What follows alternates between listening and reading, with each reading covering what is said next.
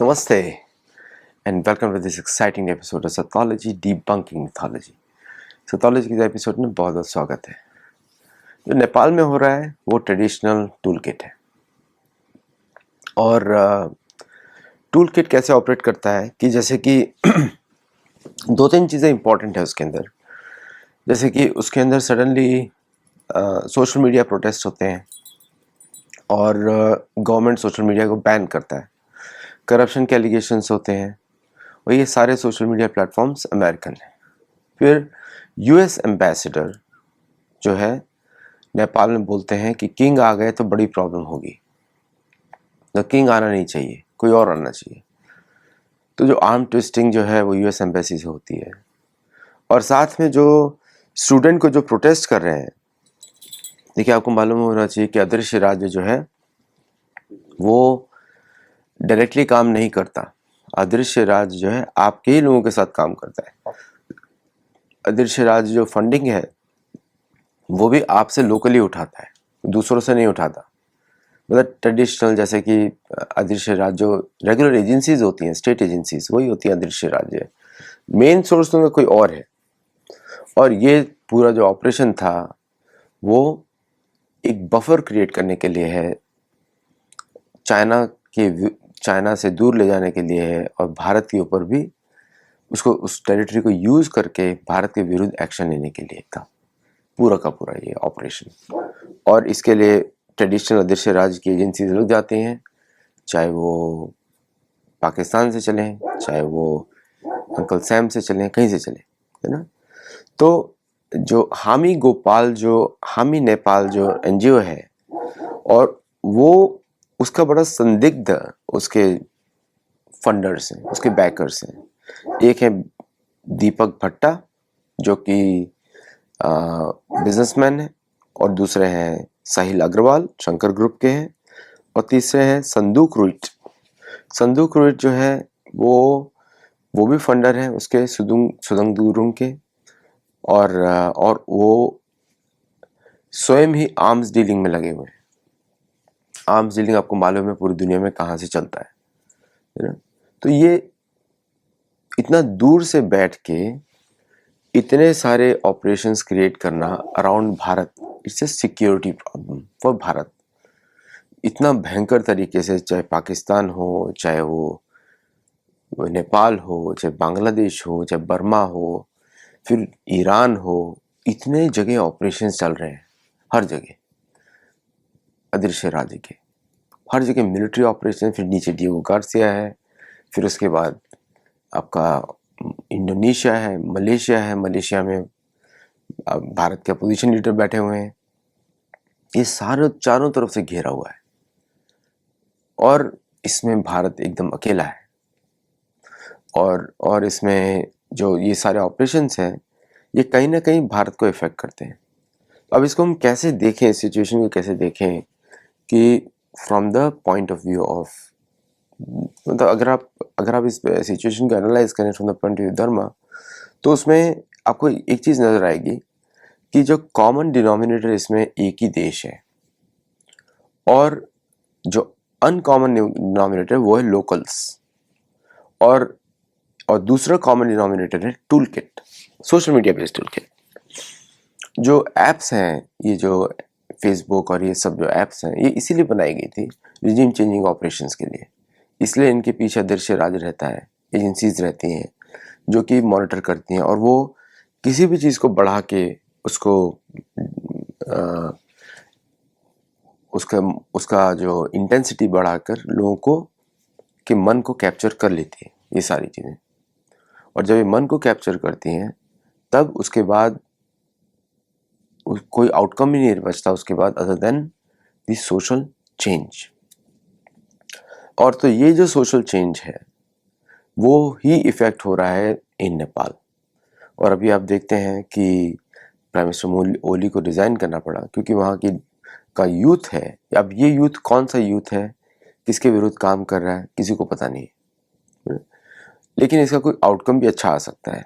तो tool kit ये था कि नेपाल को खुला छोड़ा जाए ताकि वो भारत के अंदर उससे इन्फ्लुएंस किया जाए, क्योंकि बांग्लादेश जो बंद है, बांग्लादेश से तो भारत उसको एनिमी के जैसे देखता है। पाकिस्तान से obviously nobody can act. Burma से अब कोई भी कुछ नहीं कर सकता, क्योंकि बर्मा भी एक तरीके से फेवरिंग भारत है, इवन दो उसकी गवर्नमेंट काफ़ी वीक है। चीन और भारत का रिप्रोचमेंट हो रहा है, तो only thing remain was Nepal, और ये operation tool kit, Nepal tool kit fail हो गया, सक्सेस नहीं हुआ, फेल हो गया। क्योंकि अब जो भी नया गवर्नमेंट आएगा वो बहुत ही ज़्यादा प्रो इंडिया होगा, बिकॉज उनको मालूम है कि जो पाकिस्तानी एजेंसीज हैं और ये जो भी हैं, ये सब अदृश्य राज्य, पश्चिम के अदृश्य राज्य पे चलती हैं, और वो they can not help any Nepal definitely, they can not help any other country in the region, क्योंकि उनका ऑब्जेक्टिव कुछ और है। ऑब्जेक्टिव है कि भारत के अंदर मास स्केल पे इस तरह के काम किए जाएं ताकि गवर्नमेंट को फेंक दिया जाए, यही एक मेन ऑब्जेक्टिव है। अच्छा, इस नेपाल टूल किट से फ़ायदा किसको होगा? नेपाल टूल किट से फ़ायदा सिर्फ भारत को दिखता है, और दूसरा नेपाल किट से जो फ़ायदा है वो दिखता है रशिया को और एक्चुअली चाइना को, बिकॉज चाइना को समझ में आ गया कि अगर भारत फ्रेंडली गवर्नमेंट नेपाल में रहेगी तो चाइना के लिए ज़्यादा सिक्योरिटी है। अगर Nepal friendly Bharat friendly government Nepal में नहीं होगी तो चाइना इज इनसिक्योर, और नेपाली लोगों के लिए भारत के प्रति क्लोजनेस इज स्वाभाविक। वो तो हमारे मिथिला राज्य का गण है, वहाँ सीता माता आती हैं भारतीयों के लिए, वहाँ पे पशुपतिनाथ है, नारायण स्थान है, अनेक तीर्थ स्थल है। तो नेपाल में तो हिंदू राष्ट्र ही होना चाहिए। इसलिए ये जो ऑपरेशन हुआ इसमें बहुत बड़ी हार हुई है अमेरिका की, ना, पश्चिमी टूलकिट गैंग की बहुत बड़ी हार हुई है नेपाल में, जीता नहीं है वो। ओली को गिराना मकसद नहीं था, उधर पपेट रिजीम बिठाना मकसद था, जिससे कि भारत के विरुद्ध एक्शन लिए जा सके। अब वहाँ पे जो भी ऑपरेशंस होंगे, भारत को तो अपनी फेवरेबल गवर्नमेंट चाहिए होगी वहाँ पे। तो क्योंकि बांग्लादेश में क्या हुआ, रिसेंटली आपने देखा होगा कि एक सदस्य की मृत्यु हुई वहाँ पे और होटल में, और उसके बाद वो सारा ऑपरेशन ठप पड़ गया। और ऑपरेशन ठप इसलिए भी पड़ गया कि अब उनको पता लग गया कि ये जो बांग्लादेश का ऑपरेशन था वो भारत को एक्सेप्टेबल नहीं है और नहीं रहेगा, फ्यूचर में भी नहीं रहेगा। तो बांग्लादेश तो फंस चुका है।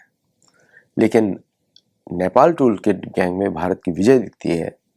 नेपाल में भारत की विजय इसलिए दिखती है क्योंकि अब जो भी सरकार होगी, अगर राजा की सरकार हुई या वो it has to be pro India. अगर प्रो इंडिया नहीं है तो वो सरकार ज़्यादा समय तक नहीं टिक सकती। ये एक बड़ा जियोपॉलिटिकल गेम है, बहुत बड़ा जियोपॉलिटिकल गेम है, क्योंकि अमेरिका नीचे जा रहा है, और अमेरिका जब नीचे जा रहा है तो अमेरिका चाहता है कि दुनिया भी उसके साथ नीचे चले, है ना। तो ये एक्चुअली ऑब्जेक्टिव है पूरे इस ऑपरेशन का, कि अगर अमेरिका नीचे जा रहा है तो पूरी दुनिया भी नीचे चले। और इसकी वजह से आप देखेंगे कि ये पूरी दुनिया में, चाहे एशिया हो, हर जगह अमेरिका बहुत ही थिनली स्प्रेड है, लेकिन उसके पास पैसा है, क्योंकि डॉलर अभी भी लोग एक्सेप्ट कर रहे हैं।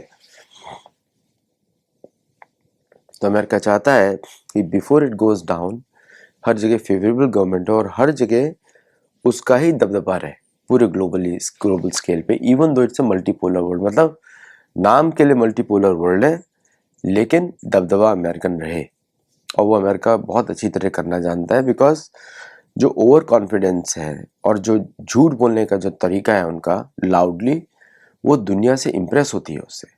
उसको लगता है कि क्या बात है, कॉन्फिडेंस। अरे अगर सत्यता नहीं तो कॉन्फिडेंस कैसा भाई? अगर सत्य बात नहीं बोली जा रही है तो कॉन्फिडेंस किस बात काम का?